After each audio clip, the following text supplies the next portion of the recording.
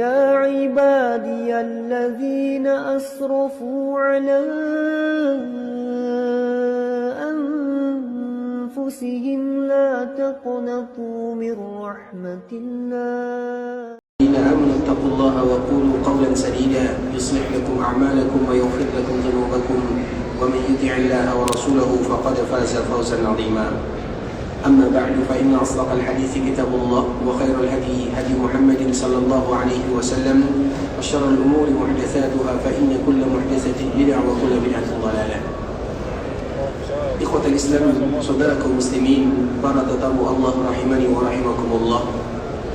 Alhamdulillah, Allah Subhanahu wa taala kembali memberikan kesempatan, kekuatan kepada kita bersama untuk bisa duduk di dalam masjid Rasulullah sallallahu alaihi wasallam, tentunya dengan tujuan yang mulia, ingin belajar agama sebagaimana yang disebutkan oleh Rasulullah sallallahu alaihi wasallam di dalam hadisnya, "Man jaa'a masjidi hadza lam ya'tihi illa li khairin yata'allamuhu aw yu'allimuhu fa huwa bi manzilati al-mujahid fi sabilillah." Barang siapa yang datang duduk di dalam Masjid Nabawi dengan tujuan mereka ingin belajar agama Allah, ingin membaca ayat-ayat Allah ataupun hadis-hadis Rasulullah sallallahu alaihi wasallam, maka kedudukan mereka selama mereka melakukan yang demikian sama dengan orang yang berjihad di jalan Allah Subhanahu wa taala. Sebuah ibadah yang paling mulia, duduk sambil belajar agama, mengangkat kejahilan dari diri kita, tapi itu semua dihitung sebagai orang yang sedang berjihad di jalan Allah Subhanahu wa taala. Dan itu merupakan di antara kemuliaan yang Allah berikan kepada mereka yang ada di kota Madinah, terkhusus di dalam Masjid Rasulullah sallallahu alaihi wasallam, karena memang Masjid Nabawi adalah masjid yang apabila seseorang bisa diberikan rezeki datang ke dalamnya, beribadah di dalamnya, seolah-olah akan menambah keimanan dan ketakwaan kepada Allah Subhanahu wa taala. Kemudian salawat dan iringkan salam semoga senantiasa tercurahkan untuk Nabi kita yang mulia, uswah dan qudwah kita bersama Muhammad bin Abdullah sallallahu alaihi wasallam. Di antara kewajiban yang tidak boleh kita lewatkan adalah memperbanyak mengucapkan salam dan salawat kepada Nabi sesuai dengan nama Nabi itu sendiri.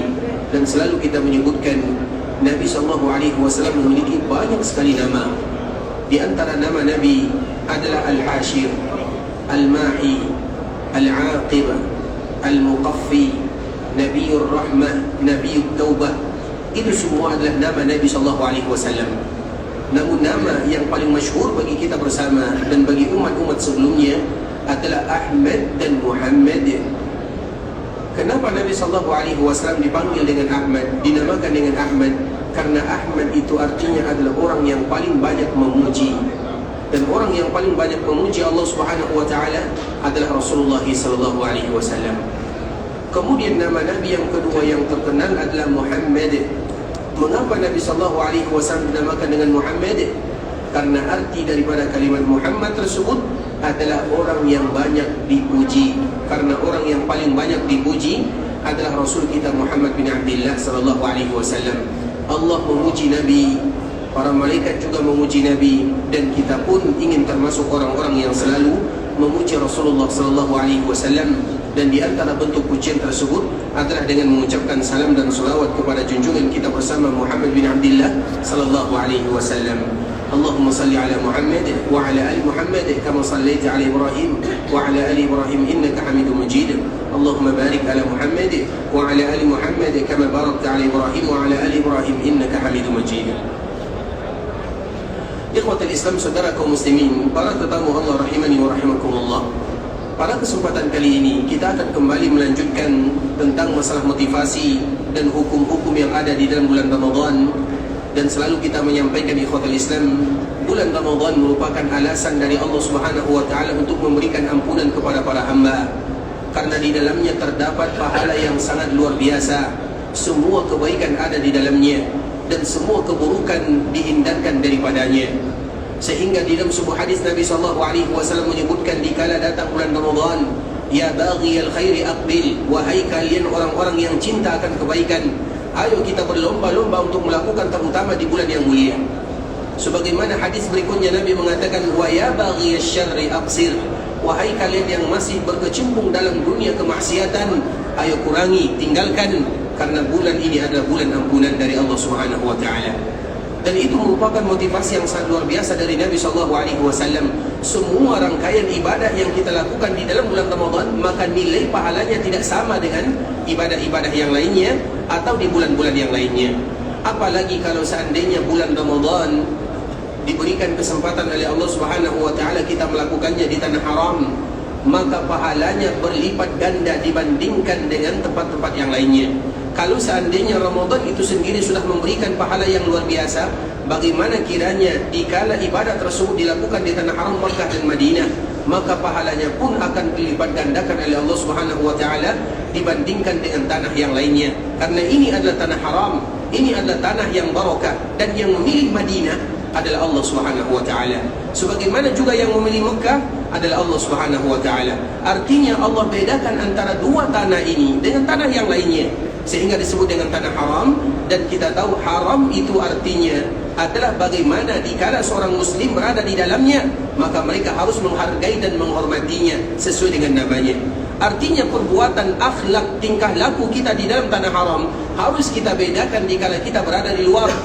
Kalau kita berada di luar, maka tentunya tidak separah kalau seandainya kita berada di tanah haram. Iya, haram itu merupakan nikmat dari Allah, tapi di sana juga ada amanat yang harus dijaga. Karena dengan itulah disebut dengan tanah haram, dan yang mengharamkan Makkah Madinah adalah Allah Subhanahu wa taala. Artinya semua ibadah yang dilakukan tidak sama nilainya dikala mereka melakukan ibadah di tanah halal. Kalau seandainya kita melakukan puasa di tanah halal, pahalanya luar biasa banyaknya. Tapi kalau kita melakukan puasa di tanah haram, maka pahalanya pun lebih banyak dibandingkan dengan tempat-tempat yang lainnya. Sehingga kita selalu ingin menjadi hamba yang bersyukur kepada Allah. Kita mengingat, kita mengenang betapa banyak nikmat yang Allah Subhanahu wa taala hadiahkan, dan itu merupakan anugerah kasih sayang Allah Subhanahu wa taala kepada kita bersama ketika Allah mudahkan kita untuk bisa datang ke tanah haram Makkah Madinah dalam rangka menggapai ridha Allah Subhanahu wa taala. Kemudian ikhwatul Islam, pada pembahasan kali ini kita akan kembali menyambut atau kembali menerangkan tentang masalah di antara hukum dikala kita melakukan ibadah puasa. Dan salah satunya adalah bagaimana status seorang muslim ketika mereka sedang melakukan safar. Dan kita tahu ikhwatul Islam, rata-rata kita di sini adalah orang yang melakukan safar. Maka kewajiban kita adalah mengetahui hukum-hukum yang berkaitan dengan safar, terutama di dalam melaksanakan ibadah Ramadan. Namun yang perlu kita ketahui ikhwatul Islam, ada poin penting yang diajarkan di dalam agama, sebuah istilah yang dikenal dengan al-hilah. Ada sebuah istilah yang diajarkan dalam agama ikhwatul Islam, artinya yang mana agama Allah Subhanahu wa taala memerintahkan kaum muslimin untuk memperhatikan ini. Dan al-hilah itu berkaitan dengan niat seorang hamba. Hilah itu artinya adalah ketika seorang hamba mencari cara agar mereka terlepas daripada beribadah kepada Allah Subhanahu wa taala, maka itu disebut dengan hilah. Dan safar ini merupakan di antara salah satu caranya. Makanya sebelum kita menerangkan tentang masalah safar ikhwatul Islam, kita harus tahu dulu apa itu yang namanya hilah. Hilah itu adalah alasan bagaimana supaya kita tidak mendapatkan kewajiban ibadah, dan itu merupakan di antara dosa besar yang dilarang bagi kaum muslimin untuk melakukannya. Apa contohnya ikhwatul Islam? Misalnya kita contohkan sebagaimana pembahasan kita kemarin, misalnya kita contohkan zakat misalnya. Zakat itu ikhwatul Islam ada nisabnya, dan zakat itu banyak sekali macamnya. Ada zakat harta, ada zakat perdagangan, ada zakat sesuatu yang keluar dari bumi, dan ada zakat yang namanya zakat peternakan. Misalnya kita contohkan kepada zakat harta. Zakat harta itu ikhwatul Islam, kaedahnya apabila seseorang memiliki harta yang nilainya setara dengan 595 gram perak. Kita ulang lagi ikhwatul Islam, apabila seorang muslim mereka telah memiliki harta senilai dengan 595 gram perak, maka di sana sudah ada kewajiban zakat untuk dirinya kalau dijadikan ukurannya adalah perak. Tapi kalau seandainya dijadikan ukurannya adalah emas, maka apabila seseorang muslim mereka memiliki harta baik yang dia pakai ataupun yang dia simpan nilainya sama dengan 85 gram emas, maka di sana ada kewajiban zakat untuk dirinya. Itu kaidah secara umum. Kemudian tiba-tiba ikhwatul Islam, ada seorang muslim Karena di dalam zakat itu ada dua syaratnya. Yang pertama haulnya, yaitu harus kita tunggu 1 tahun. Dan yang kedua nisabnya. Nisab itu ukuran yang tadi telah kita sebutkan. Misalnya anggaplah kita ukur sebagai emas. Apabila kita punya emas 85 gram, maka di sana sudah sampai nisabnya. Tinggal kita tunggu haulnya. Artinya tidak serta-merta dikala kita punya angka ini langsung disedekahkan, tidak. Tapi ditunggu dulu 1 tahun. Artinya ikhwatul Islam, sedekah itu ternyata bukan sesuatu yang memberatkan. Karena dalam masa 1 tahun ini bisa jadi kita ada keperluan di sana, bisa jadi ada sesuatu yang kita keluarkan. Apabila kurang, maka tidak lagi kewajiban zakat ada pada diri kita. Tapi kalau seandainya tetap dan berlebih, maka baru ada zakat di sana. Nah sekarang misalnya anggaplah tahun ini kita sudah punya 85 gram, kadar harta kita 85 gram emas. Kemudian ikhwatul Islam, berarti tinggal syarat yang kedua, kita tunggu dulu 1 tahun. Nah hampir 1 tahun berikutnya, maka kita ambil 5 gram darinya. Kenapa kita ambil 5 gram? Supaya nanti kita tidak terkena zakat dengannya. Kemudian apabila ada basnas lah atau amil zakat yang datang ke rumah, kemudian menghitung harta kita, kita mengatakan harta saya hanya 80 gram saja. Padahal kita ada 5. Dan 5 ini kita sudah pakai, sengaja kita melakukannya supaya kita tidak mendapatkan zakat atau kita tidak terkena zakat. Maka itulah yang disebut dengan hilah di dalam agama. Itu namanya hilah. Artinya dia mencari cara supaya dia tidak mendapatkan kewajiban ibadah. Contoh yang lain misalnya, dia punya kerbau. Kerbau itu kalau sudah 40 ekor, maka ada zakat 1 di dalamnya. Nah tiba-tiba dia ada kerbau 39. Kemudian salah satu kerbaunya bunting, ingin melahirkan. Nah sebelum kerbau ini melahirkan, karena apabila melahirkan jumlahnya menjadi 40. Kalau 40 berarti ada zakat di dalamnya. Maka sebelum kerbau ini melahirkan, maka dia sengaja menjual salah satu kerbaunya. Sehingga apabila jual, maka jumlah kerbaunya tidak jadi sampai kepada 40. Dan dia pun pada akhirnya tidak berkewajiban untuk mengeluarkan zakat. Nah itulah disebut dengan hilah di dalam agama.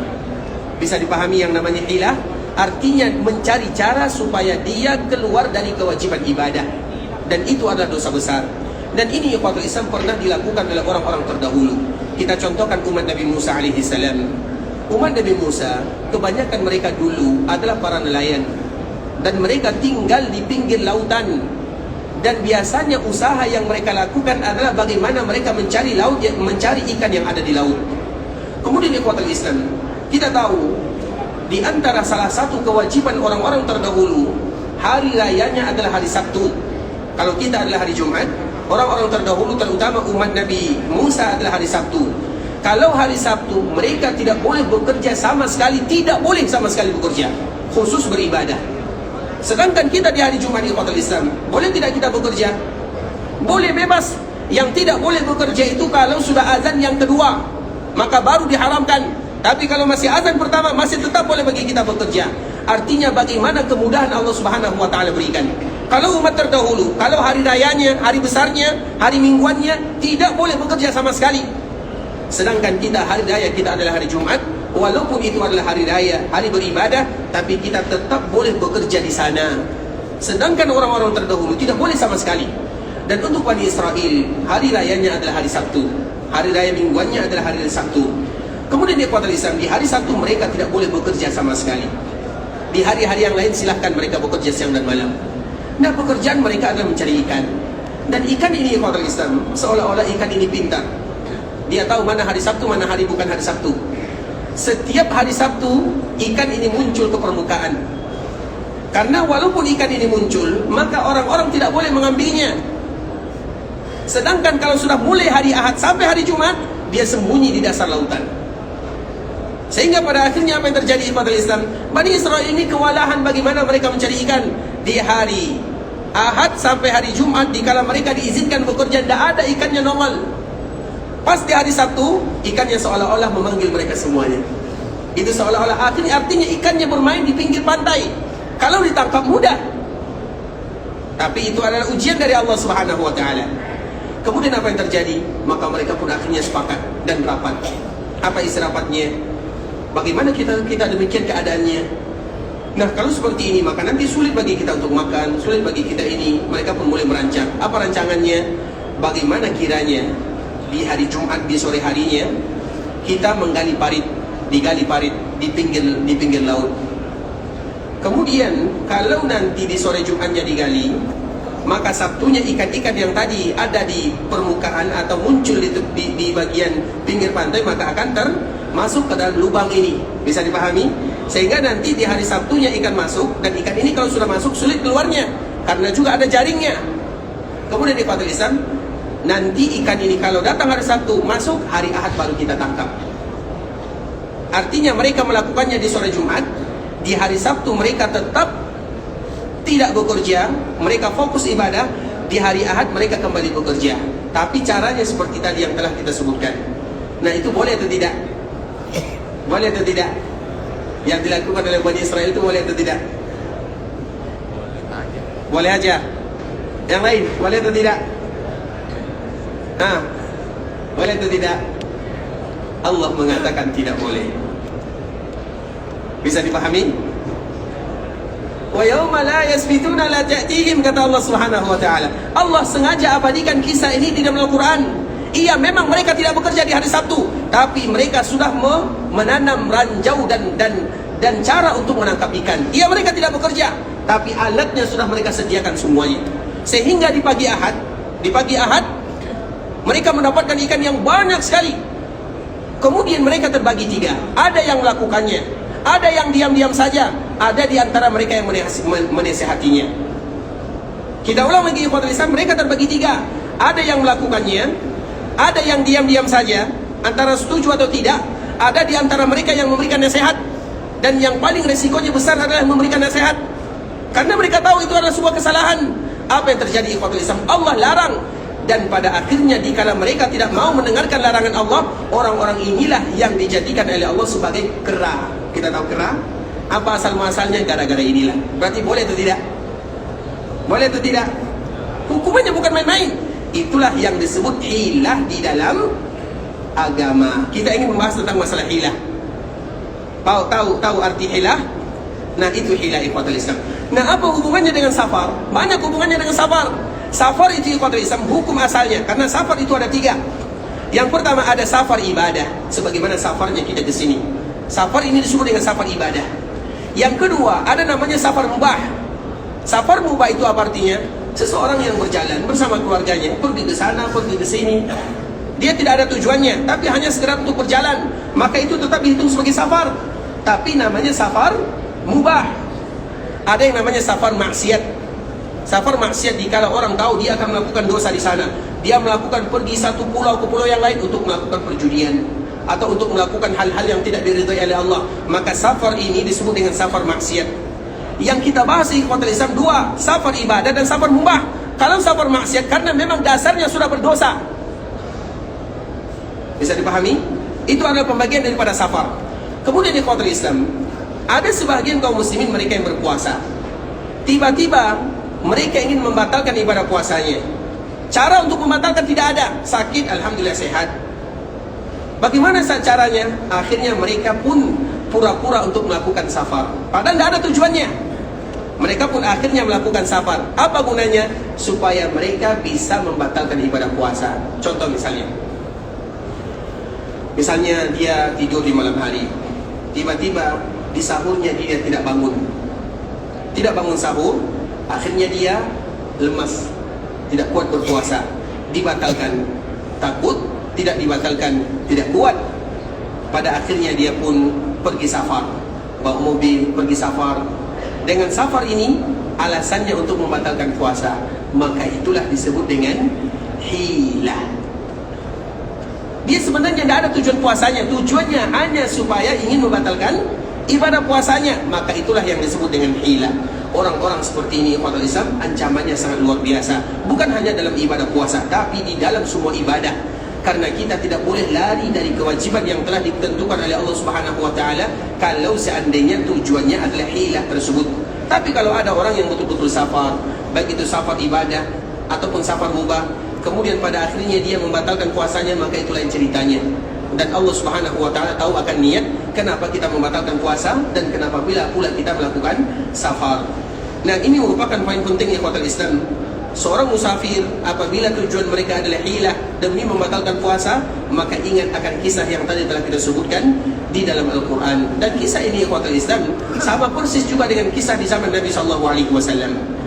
Di zaman Nabi SAW, terutama bagi mereka yang melakukan ibadah haji dan umrah, di antara salah satu larangan haji dan umrah itu banyak, atau larangan ihram itu banyak. Salah satunya adalah tidak boleh mengambil binatang buruan. Iya atau tidak? Itu salah satunya. Kalau binatang yang tidak, artinya tidak boleh membunuh binatang yang dijadikan buruan. Kalau seandainya binatang yang bukan buruan, maka boleh dibunuh atau tidak? Contoh, kita sedang ihram, tiba-tiba ada nyamuk. Di nyamuk yang menggigit nih, sudah besar, darah kita banyak diambilnya. Boleh tidak kita membunuhnya? Kita tidak boleh membunuh, kita sedang ihram. Tapi boleh kita tidak membunuhnya? Membunuh nyamuk tersebut boleh atau tidak? Kenapa boleh? Karena dia bukan binatang buruan dan dia pun mengganggu kita. Bisa dipahami? Tapi kalau seandainya binatang buruan, ada burung, boleh tidak kita ambil? Tidak boleh. Artinya binatang buruan yang halal dimakan, maka tidak boleh. Iya, sekarang kita tidak merasakannya, tapi dulu sahabat Nabi mereka merasakannya. Dulu orang melakukan safar, dikala mereka melaksanakan ibadah haji dan umrah, mereka berjalan. Kalau kita naik kendaraan mudah, kalau kita alhamdulillah 6 jam, ada yang 2 jam sampai ke Mekah. Orang dulu 6 hari 6 malam baru sampai ke Mekah Al-Mukarramah. Nah, selama mereka melakukan perjalanan, berarti mereka memakai pakaian ihram dan keadaan mereka sedang ihram. Dan hewan-hewan yang tadi biasanya lari dari kaum muslimin, atau hewan-hewan yang tadinya dijadikan binatang buruan, kalau hewan melihat manusia, maka mereka akan lari. Terutama hewan yang dijadikan buruan. Tapi dikala melihat kaum muslimin mereka sedang memakai pakaian ihram, mereka mendekati kaum muslimin. Seolah-olah hewan ini tahu mana yang muhrim, mana yang tidak, mana yang sedang berihram, mana yang tidak. Dan itu fitnahnya besar ikhwatul Islam. Kalau sekarang kita tidak merasakannya, tapi Nabi dan sahabatnya mereka merasakan. Hewan yang dulu sulit mereka cari, dikala mereka memakai pakaian ihram, itu berada di sampingnya. Dan Nabi melarang. Itu bukan ringan. Kalau sekarang kita berada dalam mobil, selesai dari Mekah, dari Madinah sampai ke Mekah, selesai. Orang dulu perjalanannya dan hewan itu banyak sekali. Belum lagi rusanya, belum lagi ini semuanya. Tapi Nabi melarang. Bukan hanya dilarang, siapapun yang mengambilnya atau yang memberikan isyarat. Misalnya dia sedang ihram, kemudian dia melihat orang yang tidak ihram, kemudian mengatakan tolong ambilkan hewan itu untukku. Bukan dia yang melakukannya, tapi dia memberikan isyarat. Itu juga dilarang dan itu hilah namanya. Sama dengan pembahasan yang tadi kita sebutkan. Padahal bukan dia yang melakukannya, tapi orang lain yang diperintahkan. Itu juga disebut dengan hilah dan dilarang. Bani Israel dikala dilarang mereka gagal. Umat Nabi dikala mereka dilarang, mereka berhasil melakukannya. Artinya ikhwatul Islam, apapun ibadah, kemudian apabila ada hilah di dalamnya, maka ada ancaman yang luar biasa di dalamnya. Dan umat Nabi adalah mereka-mereka yang telah mencontohkan, mereka tidak ingin lari dari ibadah. Tapi mereka pun kalau seandainya ibadah tersebut sulit, maka banyak keringanan yang diberikan oleh Allah Subhanahu wa taala, dan salah satunya adalah masalah safar yang kita sebutkan. Oleh karenanya ikhwatul Islam, safar ini tentunya disebutkan oleh Allah Subhanahu wa taala di dalam Al-Qur'an, "Wa man kana maridan aw 'ala safar", barang siapa di antara kalian yang sakit atau safar, fa iddatun min ayamin ukhra, maka boleh diganti pada hari yang lainnya. Makanya di awal kewajiban ibadah puasa, kita ulang lagi ikhwatul Islam, ibadah puasa ini kewajibannya ada tahapannya. Yang pertama, yang wajib itu hanyalah puasa Asyura. Jadi puasa Ramadan ini belum ada yang namanya Ramadan. Dan puasa Ramadan itu baru diwajibkan pada tahun. Kapan puasa Ramadan diwajibkan kepada kaum muslimin? Tahun berapa? Siapa yang jawab angkat tangan? Tahun kedua Hijri. Apa dalilnya? Alasannya? Yang lain, siapa yang tahu alasannya? Alasannya mudah, karena Nabi berpuasa pada tahun itu. Selesai. Bukankah perang Badar terjadi pada tahun?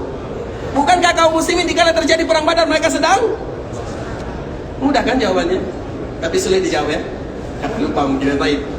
Artinya ikhwatul Islam, ini hadiahnya. Masya Allah, silakan. Bisa di barakallahu fik, Allah juga khairan. Semoga bermanfaat ya. Tapi ikhwatul Islam, artinya baru pada tahun kedua Hijriyah diwajibkan kepada kaum muslimin berpuasa. Sebelumnya bukan berarti mereka tidak berpuasa. Tapi puasanya bukan Ramadan, tapi puasanya adalah puasa Ashura. Kemudian setelahnya ikhwatul Islam diwajibkan kepada kaum muslimin, belum lagi diwajibkan tahapan kedua, maka mereka boleh memilih. Yang tidak kuat puasa maka bersedekah. Yang tidak bisa bersedekah maka berpuasa, masih ada pilihan. Kemudian yang ketiga baru diazamkan bagi mereka berpuasa. Tidak ada pilihan, artinya wajib berpuasa. Kalau tidak bisa karena alasan, baru kembali kepada alternatif yang kedua, yaitu diganti atau dengan fidyah. Dan itu ada urutannya ikhwatul Islam. Makanya seseorang tidak boleh langsung memfidyah kalau mereka masih bisa mengqadha. Bisa dipahami? Tidak boleh kita menuju kepada langkah berikutnya sampai tahapan yang sebelumnya kita selesaikan. Misalnya ada di antara kita, baik terutama kaum muslimin wanita dan juga kaum pria misalnya, mereka masih bisa untuk mengqadha. Maka apabila masih sanggup mengqadha, jangan pindah ke alternatif yang berikutnya, yaitu dengan fidyah. Selesaikan dulu qadha. Kalau tidak bisa, baru ke yang namanya fidyah. Artinya ada urutannya. Begitu juga dengan puasa. Nah, puasa ini ikhwatul Islam pada akhirnya diwajibkan dan tidak ada pilihan kecuali semuanya wajib berpuasa. Nah, Allah Subhanahu wa taala menyebutkan kalau kalian sakit atau bersafar, disebutkan kalimat safar, fa'iddatun min ayyamin ukhra, maka boleh bagi kalian untuk menggantinya di hari yang lain.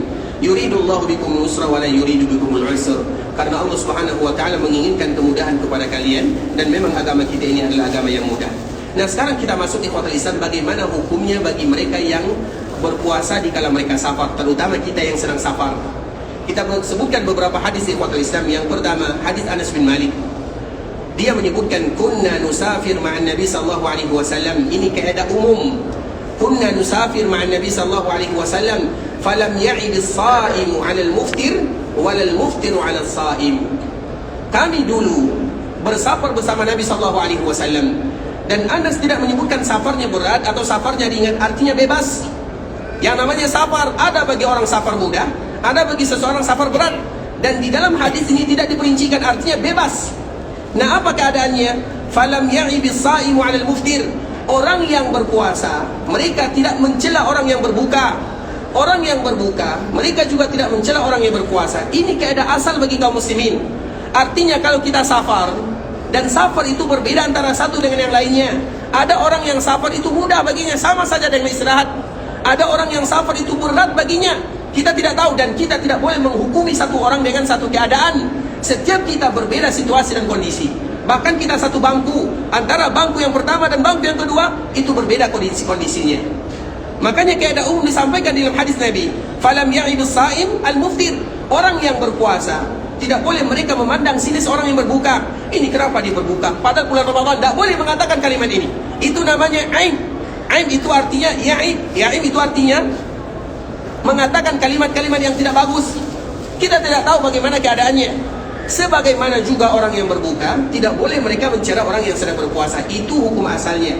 Artinya diberikan kebebasan kepada kita yang sedang safar, jangan memberatkan diri. Kalau kita bisa berpuasa, berpuasa. Kalau tidak bisa berpuasa, jangan memberatkan diri. Itu secara kaidah umum yang disampaikan oleh Anas bin Malik radhiyallahu ta'ala anhu. Kemudian hadis berikutnya ikhwatul Islam, hadis dari Abu Sa'id Al-Khudri radhiyallahu ta'ala anhu qala, yarawna anna man wajada quwwatan fasama fa inna dhalika hasan. Barang siapa yang melihat dirinya kuat untuk berpuasa, maka silakan karena itu yang terbaik. Wa yarawna anna man wajada dha'fan fa aftara fa inna dhalika hasan. Barang siapa yang merasa dirinya tidak kuat, maka dia berbuka, itu juga baik. Artinya mana yang lebih bagus? Orang di kala safar, mereka berbuka atau berpuasa? Mana yang lebih bagus? Kedua-duanya sama bagusnya. Bisa dipahami? Nah, boleh bagi kita mengatakan orang yang berpuasa lebih bagus, Ustaz.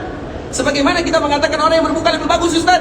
Tapi keedahnya dikembalikan kepada orang tersebut. Barang siapa yang melihat dirinya kuat, maka bagus berpuasa. Barang siapa yang melihat dirinya lemah, bagus tidak berpuasa. Artinya, kalau ada orang yang merasa dirinya kuat, kemudian dia tetap berbuka, tidak bagus. Bukan berarti tidak boleh. Kalau ada orang yang merasa dirinya lemah, dia berpuasa, berarti tidak bagus dia berpuasa. Bukan berarti tidak boleh. Karena kalimat bagus itu harus kita perhatikan. Bisa dipahami? Ini hadis yang kedua. Kemudian di ikhwatul Islam, hadis yang berikutnya dikeluarkan oleh Imam Abu Dawud dari Hamzah bin Amr al-Aslami qala, ya Rasulullah, inni sahibu dhahrin wa'alijuhu musafir alaihi wa akri. Kemudian ada lagi sahabat yang lain mengatakan, "Ya Rasulullah, sesungguhnya aku sedang melakukan safar." Ini kita masih berbicara tentang safar.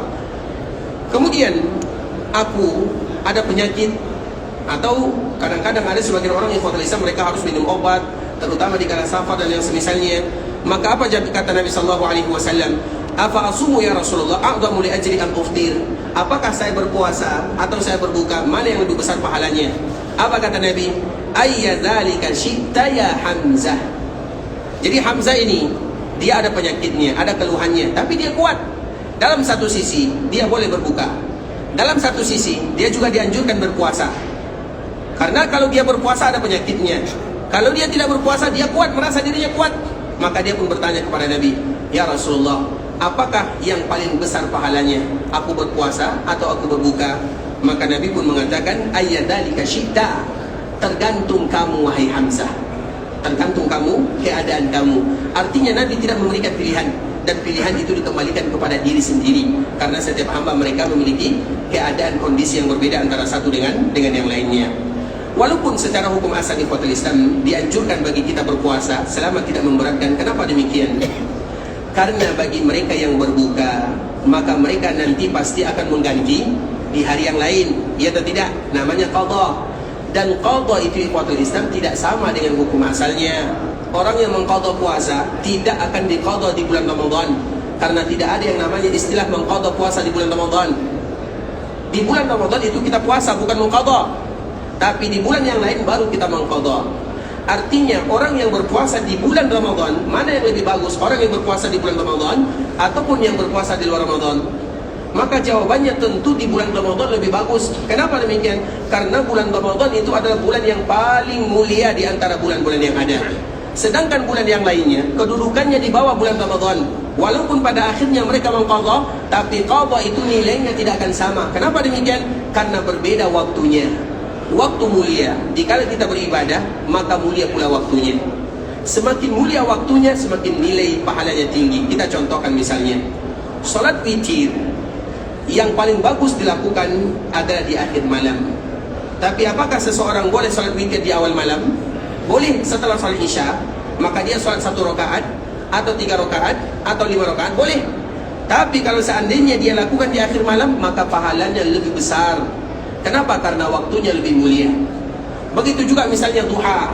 Duha itu ikhwatul Islam, waktunya adalah di awal syuruk.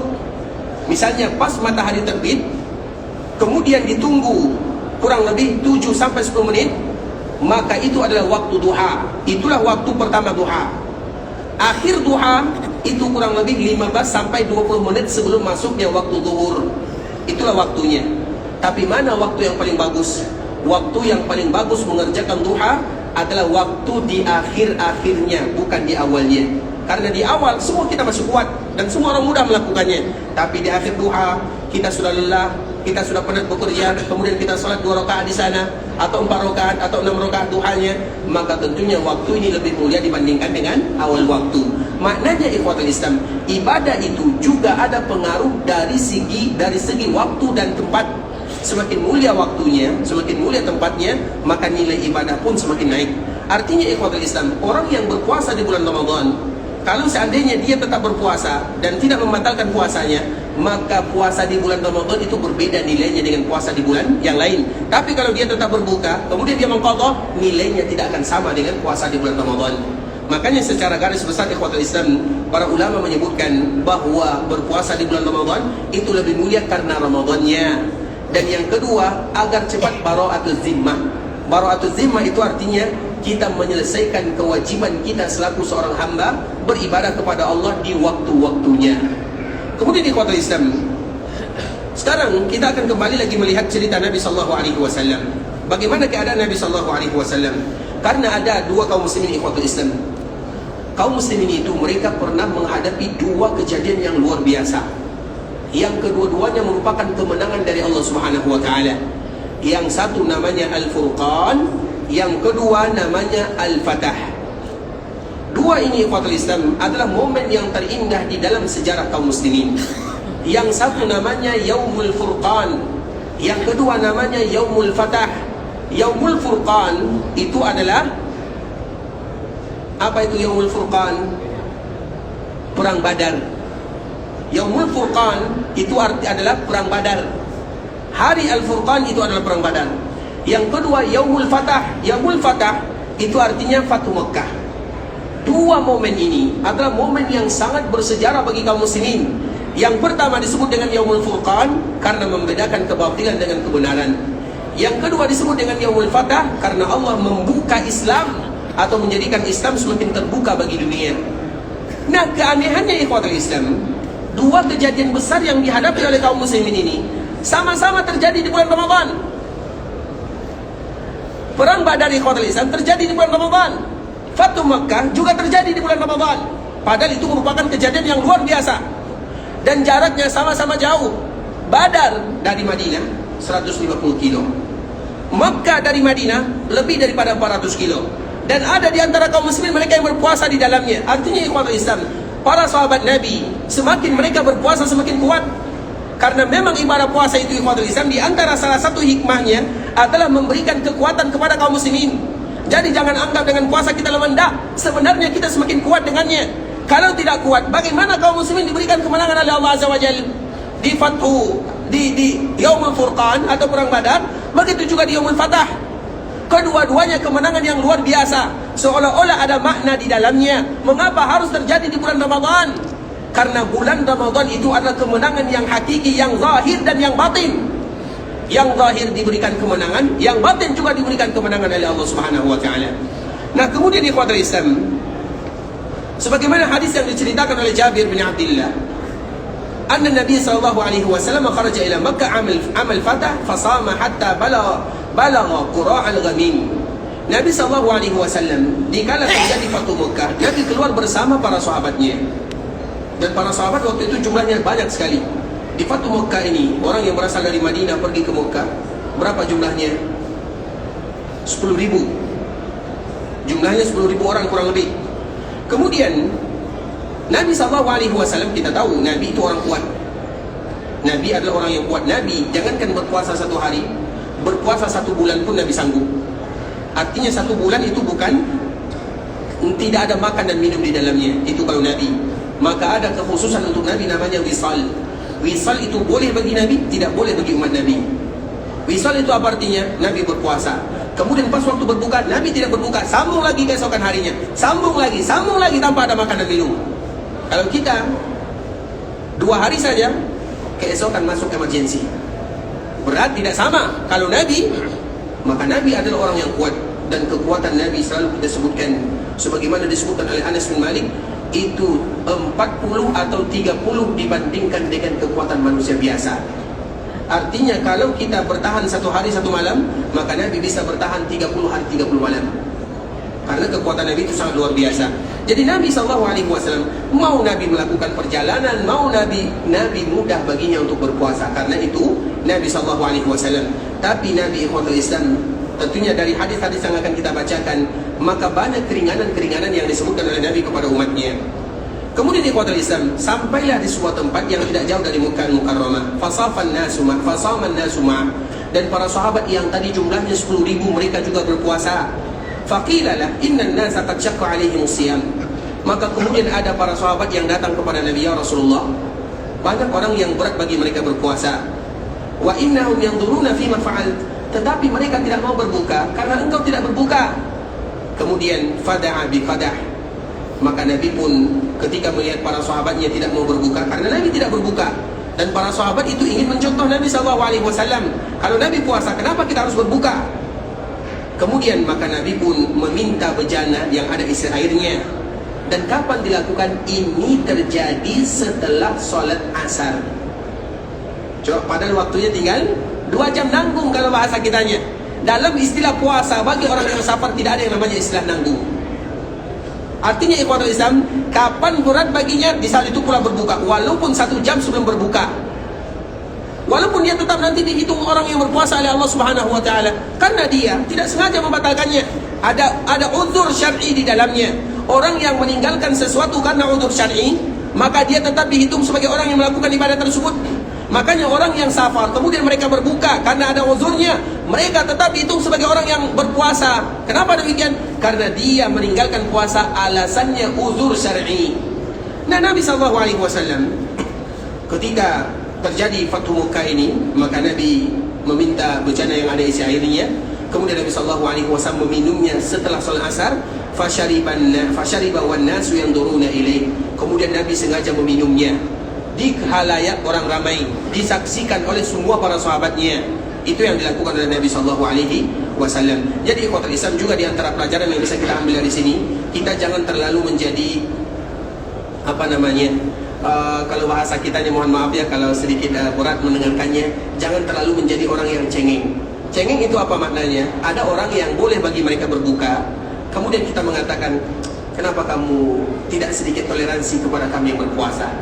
Kaum muslimin yang berpuasa, mau orang makan di depannya, mau tidak makan, dia tetap akan berpuasa karena Allah Subhanahu wa Ta'ala. Bisa dipahami? Pas tidak kalau kita sebut istilah agak sedikit cengeng. Misalnya, hormati kami yang sedang berpuasa. Kalimat ini tidak pernah akan keluar dari mulut seorang muslim, karena mereka berpuasa karena Allah Subhanahu wa Ta'ala. Mereka tahu bagaimana kekuatannya. Mereka tidak akan mudah tergoda dengan orang yang makan dan minum di depannya. Artinya ikhwatul Islam, itu semua dikembalikan kepada kekuatan kita. Sehingga artinya apabila ada orang, terutama orang yang safar, kemudian mereka berbuka, maka biasa-biasa saja. Tidak boleh bagi kita memberatkannya. Kita mengatakan, kenapa kamu tidak makan sembunyi jauh di sana?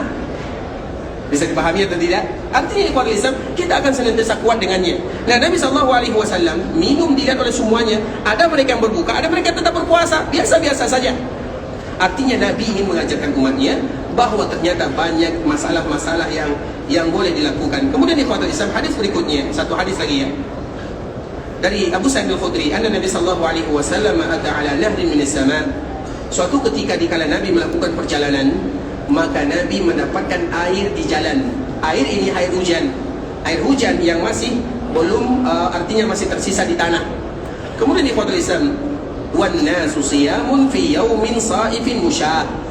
Dan para sahabat pada waktu itu sedang berpuasa dalam keadaan terik matahari dan dalam keadaan berjalan kaki.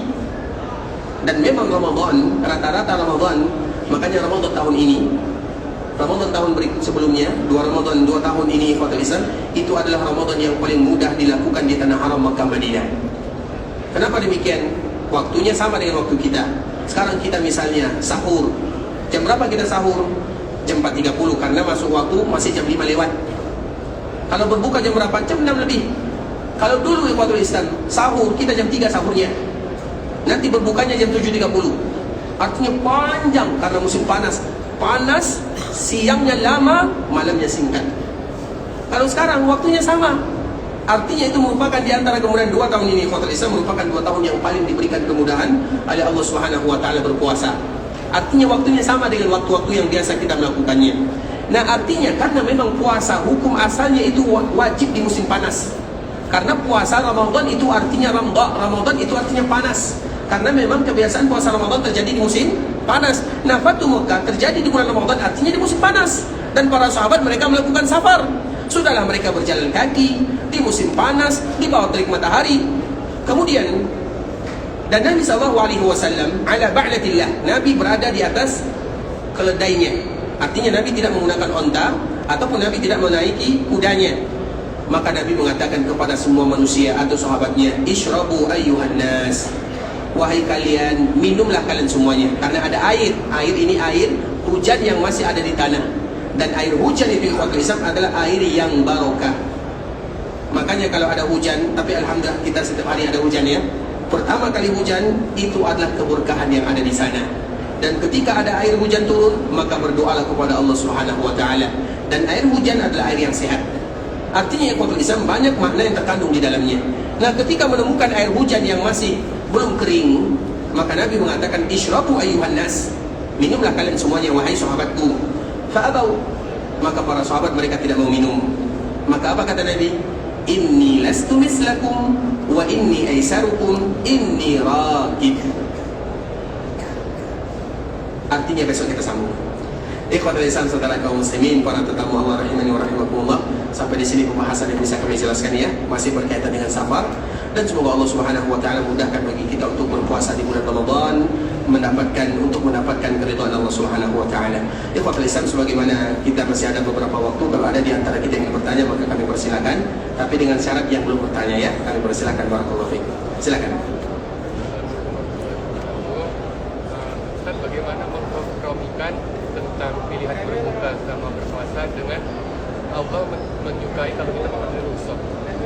Baik ikhwatal Islam, bagaimana kita mengkongsikan dan mengkompromikan antara memilih, boleh kita berpuasa, boleh kita berbuka, sedangkan Allah Subhanahu wa taala menginginkan kita untuk mengambil rukhsah.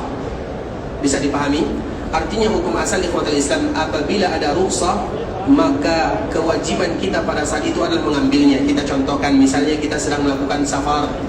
Dikala kita safar, maka dianjurkan bagi kita salat di jamak dan di qasar. Apabila ada orang safar, walaupun pakai mobil yang mewah, walaupun tidak ada beratnya, tapi mereka tetap salat 4 rakaat, boleh atau tidak? Boleh atau tidak? Misalnya zuhur dan asar, mereka tetap salat di waktunya 4 rakaat. Mereka tetap salat di waktunya asar 4 rakaat. Boleh atau tidak? Boleh, tidak menjadi masalah. Tapi kalau seandainya mereka salat 2 rakaat dengan digabungkan, maka itulah yang terbaik pada waktu itu. Bisa dipahami kalau untuk masalah safar. Begitu juga dengan masalah mereka yang berpuasa. Hanya saja masalah berpuasa itu dikembalikan kepada keadaan, situasi dan kondisi. Kalau salat ikhwatul Islam, betul-betul dianjurkan bagi kita untuk menjamak dan mengqasar kalau kita tidak menemukan orang sedang salat berjamaah. Berbeda ceritanya apabila ada orang yang safar, kemudian menemukan orang salat zuhur berjamaah, maka dia wajib ikut salat zuhur 4 rakaat bersama jemaahnya. Kemudian setelahnya baru dia salat asar 2 rakaat. Bisa dipahami? Tapi kalau seandainya tidak ada ditemukan, baru 2-2. Begitu juga dengan puasa. Kalau seandainya puasa itu mudah baginya, maka puasa yang lebih bagus dengan yang tadi kita sebutkan alasannya. Dan itu juga keringanan dari Allah Subhanahu wa taala. Rukhsah itu artinya ringan, artinya tidak dibebankan sebagaimana azimah. Azimah karena rukhsah kebalikannya adalah azimah. Azimah berpuasa bagi mereka yang mungkin tidak ada pilihan, wajib berpuasa. Sedangkan bagi mereka yang safar, maka ada rukhsah. Rukhsah itu artinya keringanan. Apa keringanannya? Diberikan pilihan. Pilihan itulah disebut dengan rukhsah. Bisa dipahami ya? Tapi yang lain, silakan. Salah. Zakat ya?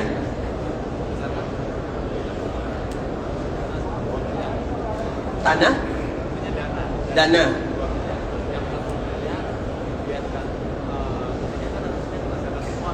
Baik.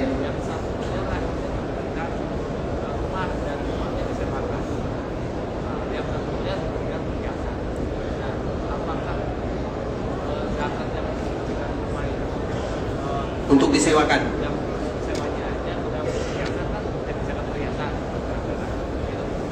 Baik, barakallahu fiik. Ini berkaitan dengan masalah zakat. Pertanyaannya, kita punya uang 2 miliar lah, kurang lebih 2 miliar. Yang satunya diberikan kepada rumah, yang rumah ini dijadikan sebagai sewa atau disewa, rumahnya disewa. Kemudian yang satunya untuk perhiasan. Nah, untuk perhiasan ikhwatul Islam, semua kita sepakat bahwa untuk perhiasan itu wajib dizakatkan, yang dipakai ataupun yang disimpan, semuanya wajib bagi kita untuk menzakatkannya. Kita selesai. Sedangkan masalah untuk kita berdagang, masalah kita sewa rumah atau kita membangun rumah, kemudian kita sewakan, yang dizakatkan yang mana? Rumahnya tidak dizakatkan, kecuali kalau rumahnya dijadikan perdagangan. Tapi ini rumahnya dijadikan hanya sebagai jasa atau sewa, berarti yang dikeluarkan itu adalah hasilnya. Misalnya kita punya uang 1 miliar, kemudian kita bisa membangun misalnya, anggaplah 20 kamar atau 20 kos misalnya, atau 10 kos misalnya. Nah, kos ini tidak ada zakatnya, tapi zakatnya adalah hasil daripada kos. Misalnya 1 kos sewanya 1 bulan 1 juta, kemudian 10 kos berarti 10 juta, itu 1 bulan. Kalau 1 tahun berarti 120 juta. Nah, hasil inilah yang harus kita zakatkan setiap tahunnya, bukan rumahnya. Kecuali kalau seandainya kita jual beli rumah, maka jual beli rumah itu dihitung harga rumahnya, harga modalnya, kemudian dimasukkan ke dalam uang kita, kemudian dikeluarkan zakat semuanya. Jelas sampai di sini? Taib, yang lain kami persilakan. Taib. Hah? Pertanyaannya yang mana? Sembako yang bagaimana? Ini sembako punya siapa? Taib, artinya kita pedagang, kemudian biasanya kita bagi-bagi sembako kepada orang pelanggan. Kemudian apakah itu dihitung sebagai zakat atau tidak? Itu pertanyaannya. Taib ikhwatul Islam, kita harus tahu zakat itu ada 2. Yang pertama disebut dengan zakat mal, zakat harta, yang dikeluarkan adalah harta. Bisa dipahami? Makanya kalau ada seorang pedagang, kemudian dia berzakat dengan sembako, boleh atau tidak? Boleh atau tidak? Boleh. Kalau dia zakatnya bukan zakat harta, tapi zakat biasa. Bisa dipahami? Tapi kalau tujuannya adalah untuk zakat harta, boleh tidak dia mengeluarkan barangnya? Boleh atau tidak? Ternyata masalah zakat ini berat ya. Baik, sekarang kita bahas. Yang kita bahas zakat itu banyak, karena setiap zakat itu berbeda hukumnya, berbeda pula cara kita mengeluarkannya. Yang kita bahas adalah zakat harta, terutama di bulan Ramadan ini. Zakat harta yang dikeluarkan apa? Hartanya. Bisa dipahami? Bukan barangnya. Kalau zakat peternakan, yang dikeluarkan apanya? Ternaknya, bukan uangnya. Kalau misalnya padi ataupun hasil panen, yang dikeluarkan apanya? Padinya, bukan uangnya. Kalau zakat fitri atau zakat fitrah, yang dikeluarkan apanya? Makanan pokoknya. Paham atau tidak sampai di sini? Jadi zakat itu berbeda antara satu dengan yang lainnya. Setiap dari zakat itu punya hukum yang berbeda antara satu dengan yang lainnya. Nah, sembako yang patut Islam kebetulan seorang pedagang, dan dia ada kewajiban zakat. Kemudian dia membungkus misalnya di dalamnya ada telur, ada sembako lah, ada minyak, ada, artinya adalah segalanya. Itu kalau seandainya dia hanya sekadar memberikan untuk memikat pelanggan, maka tidak menjadi masalah. Artinya sedekah biasa. Dan sedekah dia itu pun ada tujuannya. Dia orang seperti ini biasanya sedekahnya apa tujuannya? Supaya orang tidak lari. Berarti dia sedekah karena Allah atau tidak? Karena Allah atau tidak? Tidak boleh kita mengatakan seperti itu. Dia sedekah karena Allah atau tidak? Tanya sama dia. Kita nggak tahu jawabannya. Kita tidak tahu, bisa jadi dia sedekah karena Allah, kita tidak tahu. Atau karena pelanggannya, kita tidak tahu. Yang tahu adalah dia. Artinya kita tidak bisa memberikan jawaban. Kemudian ikhwatul Islam, itu bukan zakat mal namanya, tapi zakat sedekah biasa. Karena Allah atau tidak itu urusan dia. Tapi kalau zakat mal, maka yang dikeluarkan adalah hartanya, duitnya, uangnya. Uang itu apa? Bisa jadi berbentuk emas, bisa jadi berbentuk perak, bisa jadi berbentuk uang sekarang ini. Bisa dipahami? Itu disebut dengan zakat mal. Jadi boleh tidak berzakat dengan sembako? Boleh atau tidak? Boleh kalau itu tidak zakat mal. Tapi kalau zakat mal tidak.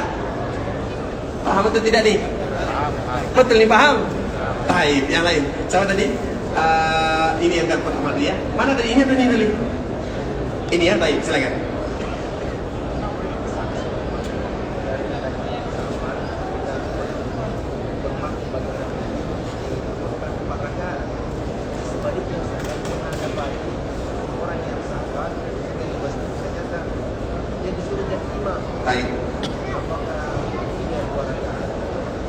Tapi khotul Islam, pertanyaannya, kalau ada orang yang safar, kemudian tiba-tiba dia berhenti di masjid, yang mana masjid itu dia berjamaah dan dia ikut kepada jamaah, maka orang yang safar ini harus mengikuti berapa jumlah rakaat yang dilakukan oleh jemaah setempat.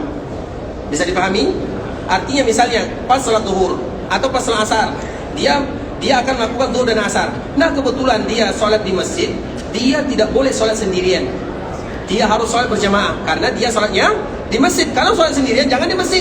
Artinya kalau dia singgah di perjalanan, dia sholat sendirian baru.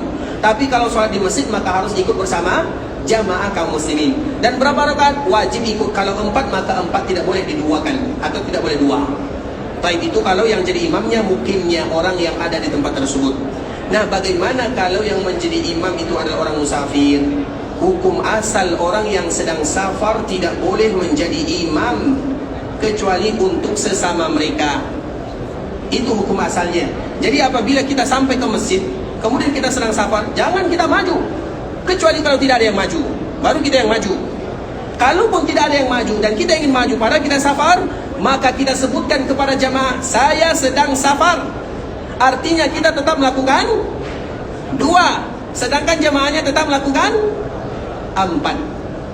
Paham atau tidak? Jelas? Baik.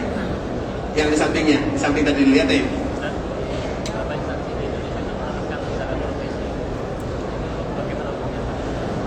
Beberapa instansi di kita mengharamkan zakat profesi. Terus bagaimana hukumnya? Bagaimana menerapkannya? Apakah ada atau tidak? mana yang bagus, ada atau tidak? Zakat profesi itu ikhwatul Islam, zakat itu kalau secara umum tidak menjadi masalah. Bisa dipahami? Kalau secara umum tidak menjadi masalah. Ini kita berbicara secara umum ya. Karena harta apabila selalu dikeluarkan, faedahnya juga kembali kepada harta tersebut.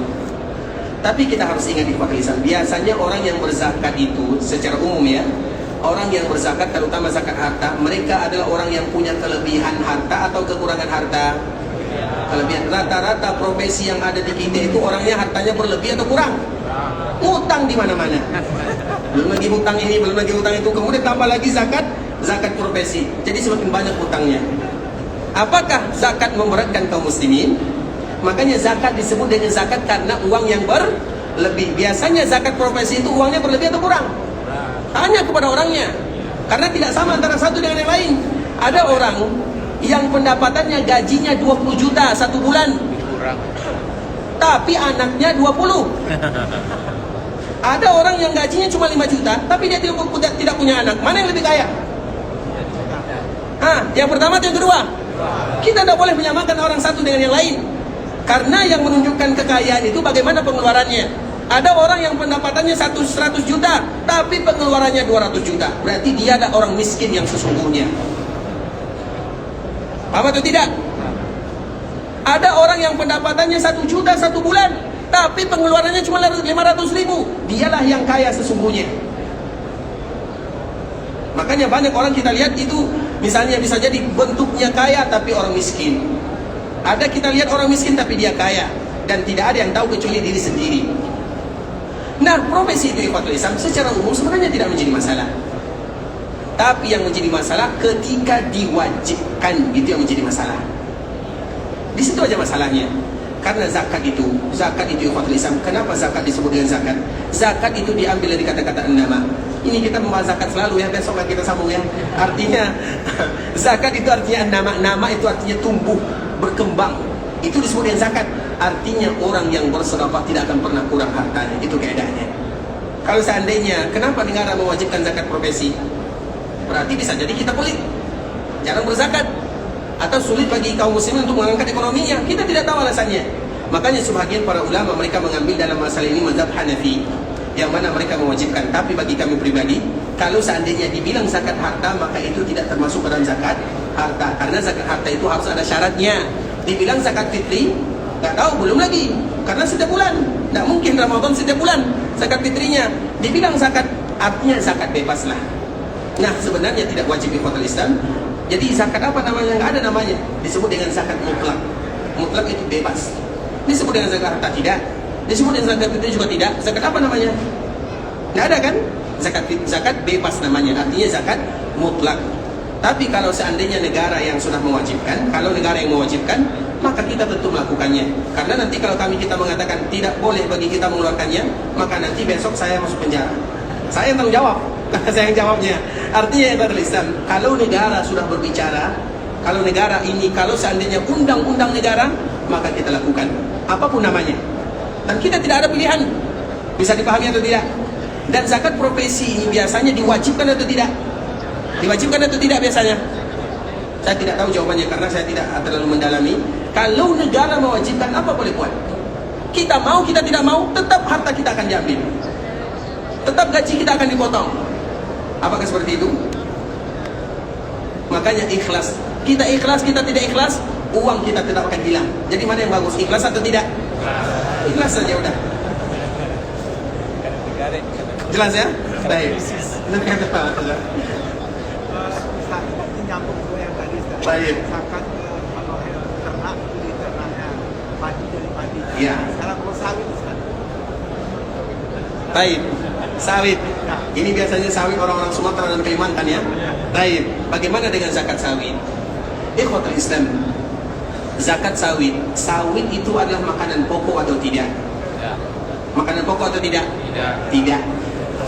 Hasil panen bumi yang dikeluarkan, dan itu ada kaedahnya. Kalau seandainya dia hujan, karena berdandaskan hujan, air hujan, maka yang dikeluarkan adalah 1/5. Tapi kalau kita yang membuat irigasinya, maka 1/10. Dan itu dibayar bukan pakai waktu, tapi kapan panennya. Wa atu haqqahu yawma hasadi, kata Allah dalam surah Al-An'am. Berikan haknya di kala kalian memanennya. Kalau sawit panennya berapa? Sekali 2 minggu, sekali sebulan. Berarti habis tang sawit kita nanti akhirnya. Karena sekali 2 minggu kita harus mengeluarkannya. Tapi itu adalah makanan-makanan pokok, kurma, apalagi makanan pokok padi, apalagi semua makanan pokok, gandum dan yang sejenisnya. Sedangkan sawit ini dimasukkan ke dalam bagian harta kita. Misalnya kita punya uang 80 atau 50 jutaan. Kemudian kita panen sawit 40 juta. 40 juta tambah 50 juta menjadi 90 juta, maka sampai nisabnya.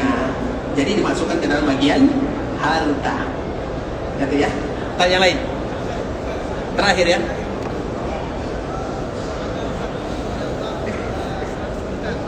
Apa? Baik, umpamanya uang 100 juta.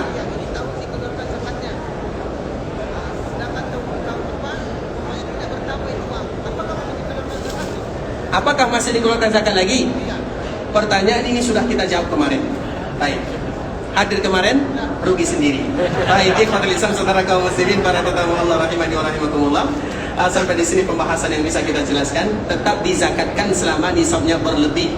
Selama nisabnya sampai, maka tetap wajib kewajiban mengeluarkan zakatnya. Sampai di sini ikhwatul Islam, semoga Allah memberikan manfaat kepada kita bersama, dan kita berharap kepada Allah Subhanahu wa taala semoga Allah ampunkan dosa kita bersama, dosa orang tua kita, dosa saudara-saudari kita, keluarga kita, tetangga kita, masyarakat kita, orang-orang yang pernah berbuat baik kepada kita, pemimpin kita, guru-guru kita, ulama-ulama kita, dan seluruh kaum muslimin. Kalau ada di antara kita yang ingin pergi ke Mekah untuk beribadah, semoga Allah menerima amal ibadahnya, Allah kabulkan doa dan permintaannya, dijadikan umrahnya umrah yang mabrurah, umrah yang makbulah, wa sa'yan mashkura wa dhanban maghfura. Kalau ada di antara kita yang ingin pulang ke kampung halamannya, semoga dimudahkan perjalanannya, dilancarkan urusannya, kembali berkumpul bersama keluarganya dalam keadaan sehat walafiat, dan semoga kita selalu diberikan kekuatan, kesehatan, kesempatan oleh Allah untuk bisa beribadah di tanah haram Makkah dan Madinah. Kita tutup dengan doa kafaratul majlis. Subhanakallahumma bihamdika asyhadu an la ilaha illa anta astaghfiruka wa atubu ilaik. Wa sallallahu wa sallim ala nabiyyina Muhammadin wa ala alihi wa sahbihi wa sallam tasliman katsiran. Assalamualaikum warahmatullahi wabarakatuh.